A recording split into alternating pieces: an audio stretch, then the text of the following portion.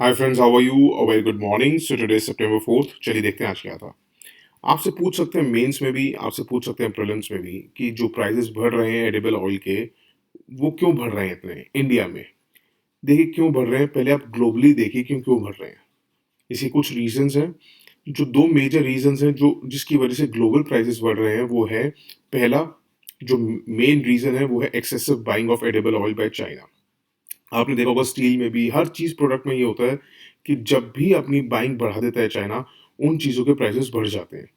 Second क्या है कि जो यूएस और मलेशिया इंडोनेशिया हैं, जो मेजर प्रोड्यूसर्स हैं सोयाबीन के और पाम ऑयल के, उन्होंने क्या करा है कि आजकल इसको डाइवर्जन शुरू कर दिया है। बेसिकली खाने की जगह ना वो बायोफ्यूल में इसको डाइवर्जन शुरू कर दिया है। अब आप पूछेंगे कि अगर ये चाइना कर रहा है, ये तो इंटरनेशनल प्रेशर है, इंडिया पे इसका इफेक्ट क्यों हो रहा है? इसलिए हो रहा है इंडिया पे इफेक्ट क्योंकि इंडिया जो है अपना एडिबल ऑयल का 60% इंपोर्ट करता है। तो इस वजह से जो इंटरनेशनल प्राइसेस होते हैं उसका प्रेशर इंडिया के ऊपर रहता ही रहता है। और चाइना वाली बात का एक पॉइंट हो गया। दूसरा क्या है कि जो मलेशिया इंडोनेशिया ने डाइवर्ट कर दिया है, जो यूएस ने डाइवर्ट कर दिया है सोयाबीन और पाम ऑयल।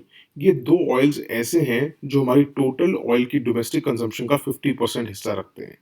मतलब दो वजह हो गई अब इंडिया में बढ़ने की वजह से कि जो हमारी टोटल एडिबल ऑयल की कंजम्पशन है उसका 50% ऑयल जो है हम जो यूज़ करते हैं वो है सोयाबीन एंड पाम ऑयल। और वो दोनों जिस कंट्रीज से आता है उन्होंने उसको डाइवर्जन कर दिया है। दूसरी वजह ये है कि जो हमारे बाकी के 50% हैं उनमें से भी मतलब 60% हमारा एडिबल ऑयल टोटल के टोटल इंपोर्ट होता है। तो ये दो वजह हैं जो इंटरनेशनल का प्रेशर। और दो वजह ये हैं कि जो इंडिया के ऊपर प्रेशर पड़ा है कि हम टोटल का 60% अपना एडिबल ऑयल इंपोर्ट करते हैं। दूसरा जो उनमें से इम्पोर्ट जो हमारा 50% मेजर चंक है, वो जो दो तीन कंट्रीज है उन्होंने डाइवर्जन कर दी है। ठीक है। तीसरी वजह यह है कि गवर्नमेंट के टैक्सेस और ड्यूटीज भी बहुत ज्यादा बड़ी मेजर चंक जो है रिटेल प्राइस को बढ़ाने में मददगार हो रही है। ठीक है। उसके बाद एक पेज वन पे और एडिटोरियल पे आपने देखा होगा registration of deaths, excess deaths के बारे में। देखिए ये हम ना ऑलरेडी 21 जून के एनालिसिस में देख चुके हैं कि कोविड डेथ जो रिपोर्ट हो रही है less is problem for India. वो इंडिया के हेल्थ इंफ्रास्ट्रक्चर के लिए भी खराब है। How excess deaths due to Covid can be track proper. हमने 21 जून को एडिटोरियल देखिए। 21 जून का अगर आप देखेंगे ना तो फर्स्ट पेज आता है, आपको हो सकता है उसमें कोई और रेफरेंस मिले लेक्चर की, बट आपने उस पर नहीं, जो हम सेकंड पेज में उसके देखिएगा एडिटोरियल डिस्कशन कर रहे हैं उसे प्रॉपरली हमने ये डिस्कस किया है। ठीक है। उसके बाद आपने एक पेज वन देखा होगा, डायनासोरस के बारे में देखा था। उसके थोड़े फैक्ट्स देखिएगा। जो डायनासोरस इन इंडिया जो है वो late Triassic to the end of Cretaceous period देखे गए हैं। मतलब आज से 200 million years, between 200 million years and 65 million years ago. ये बहुत इंपॉर्टेंट है। कहाँ कहाँ मिलते हैं डायनासोरस, आपसे ये भी पूछा जा सकता है कहाँ कहाँ देखे गए हैं। मतलब उनके जो प्रिंट्स हैं वो है राजस्थान, गुजरात, मध्य प्रदेश, महाराष्ट्र, तमिलनाडु, आंध्र प्रदेश, कर्नाटका, मेघालय। ठीक है। जो डायनासोर है जिसका नाम हमने राजासुर से रखा हुआ है, वो ओरिजिनेट हुआ था इंडिया में, ये याद रखिएगा। और आपने देखा होगा जुरासिक पार्क मूवीज में या डायनासोरस के ऊपर जितनी मूवीज बनी है या जिसको ज्यादा पॉपुलर हाईलाइट किया गया है, वो ब्रीड है इसकी, इसका जो एक स्पीशीज है टेरानासोरस रेक्स। ठीक है। जो मोस्ट फियरसम, मोस्ट मतलब स्टोरीड अगर हुआ है आज तक अर्थ के ऊपर, तो वो इंडिया में नहीं फाउंड आउट हुआ है। ये इंपॉर्टेंट पॉइंट है। जो फर्स्ट डायनासोरस बोन्स थी जो इंडिया में, उसको डिस्कवर किया था major general Williams Henry Sleeman ने। वो कैप्टन थे ईस्ट इंडिया कंपनी में। कब किया था? 1828 में किया था। कहाँ किया था ये इंपॉर्टेंट है, जबलपुर में किया था, बड़ा शिमला हिल्स में। ठीक है। उसके बाद एक पेज 9 पे आपने देखा होगा, एडिटोरियल पे इतना कुछ खास नहीं था, जाने की जरूरत नहीं है। थोड़ा सा आपको देखा होगा एक डिप्लोमेट का आया हुआ है जो उन्होंने यूएस का की तरफ से एक व्यू दे रखा है कि तालिबान का क्या है क्या नहीं। बहुत बायस्ड उनकी तरफ से नहीं होगा, उनका क्या बायस्ड होने का मतलब बनता है, बट वो हम लोग अपने उसमें नहीं लिख सकते। वो थोड़ा सा लगेगा कि आप एफ फॉर यूएस लिख रहे हैं। कुछ बैलेंस आएगा, विल लेट यू नो, अभी हर्ष मत करना। एक ईस्टर्न इकोनॉमिक फोरम का दे रखा था जहां मोदी जी ने बहुत कुछ कहा है, बहुत अच्छी बात है, बोलने में बहुत अच्छा बोलते हैं वो। तो ईस्टर्न इकोनॉमिक फोरम हमारे लिए इंपॉर्टेंट हो जाता है। क्या है ये? एस्टैब्लिश हुआ था 2015 में। किसने किया था? रशिया के प्रेसिडेंट ने। क्यों किया था? क्योंकि सपोर्ट करना चाहते हैं वो इकोनॉमिक डेवलपमेंट रशिया का जो फार ईस्ट रीजन है, व्लादिवोस्टॉक वगैरह साइड का, और एक्सपैंड करना चाहते हैं international cooperation in Asia Pacific region. ये दो वजह थी।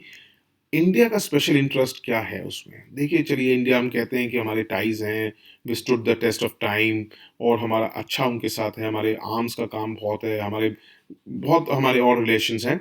मेन स्पेस का रिलेशन है, अगर फ़ोकस किया जाए तो हमने कोविड-19 मेडिसिन्स के टाइम पे बहुत कुछ किया। ब मेन जो हमारा ईस्टर्न इकोनॉमिक फोरम से रिलेटेड है ना, जो हमने इनको $1 बिलियन का लाइन ऑफ क्रेडिट भी दिया था, वो स्पेशल इंटरेस्ट है हमारा एक्सप्लोरेशन ऑफ हाइड्रोकार्बन्स रिज़र्व्स। क्योंकि रशिया के फार ईस्ट में जो कोस्ट है वहाँ पे हाइड्रोकार्बन रिजर्व्स हैं, उसका एक्सप्लोरेशन में हमारा इंटरेस्ट है। कभी भी आपसे इंटरव्यू में पूछा तो याद रखिएगा ये पॉइंट बहुत इंपॉर्टेंट है।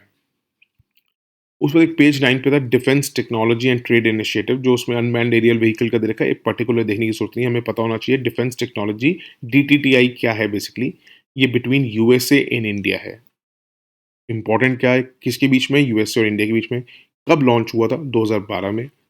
डीटीआईआई क्या है?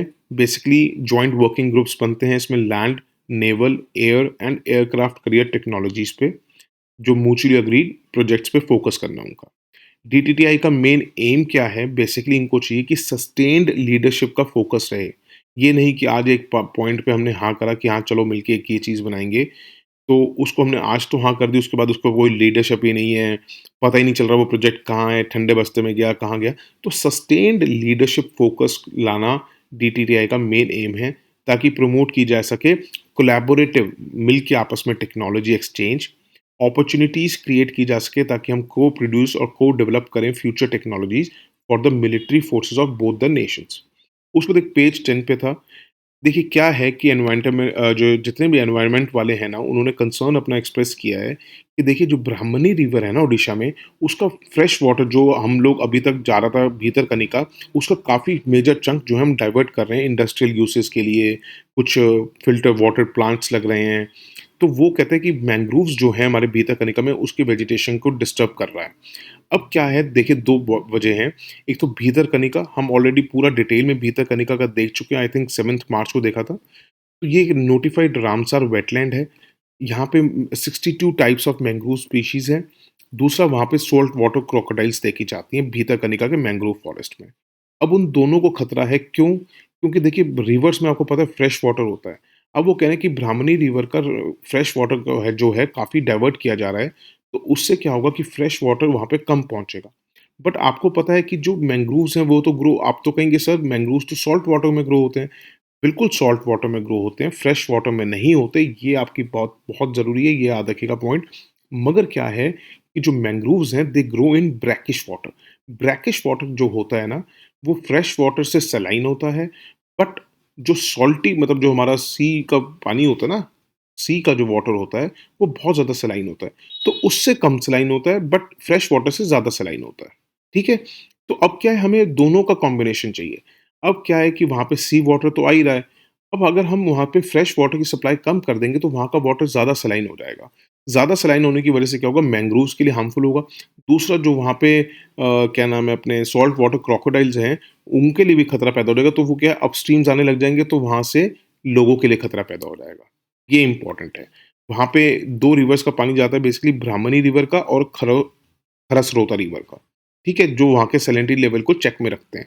ये बहुत इंपॉर्टेंट पॉइंट्स हैं, अच्छी तरह नोट्स बना लीजिएगा बाद में पॉज़ और प्ले करके, ठीक है? अच्छा एक स्पोर्ट्स पेज का देखिएगा बहुत इंपॉर्टेंट था। मुझे पता है आप कहेंगे कि सर बहुत ज़्यादा हो गए हैं, अच्छी बात है मैं कहता हूँ जितने हुए अच्छी बात है जितने ज़्यादा मेडल्स आएँ। प्रवीण कुमार हाई जंपर याद रखिएगा, हरविंदर सिंह आर्चर हैं याद रखिएगा, अवनी हमने पहले भी आपको पता है लेक्चर्स में बता दिया था इन्होंने गोल्ड जीता था, बट इन्होंने स्क्रिप्ट की है history for the second time ऐसा हुआ है हमारे पैरालंपिक्स रिकॉर्ड में कि हमारी कंट्री से किसी ने 2 मेडल्स जीते हैं। उससे पहले क्या हुआ था, इससे पहले जोगिंदर सिंह सोढी थे, जिन्होंने मल्टीपल मेडल्स जीते थे, याद रखिएगा इंपॉर्टेंट होता था 1984 के पैरालंपिक्स में, जब वो 1 सिल्वर लेके आए थे शॉट पुट में और 2 ब्रॉन्ज लेके आए थे डिस्कस और जेवलिन में, ठीक है? इस बार ये सेकंड है, अगर आपसे पूछा जा सकता है तो घुमा-फिरा के कैसे ही पूछ सकते हैं, ठीक है? That's it for today, thank you so much for listening and have a good day, bye, take care, God bless you all.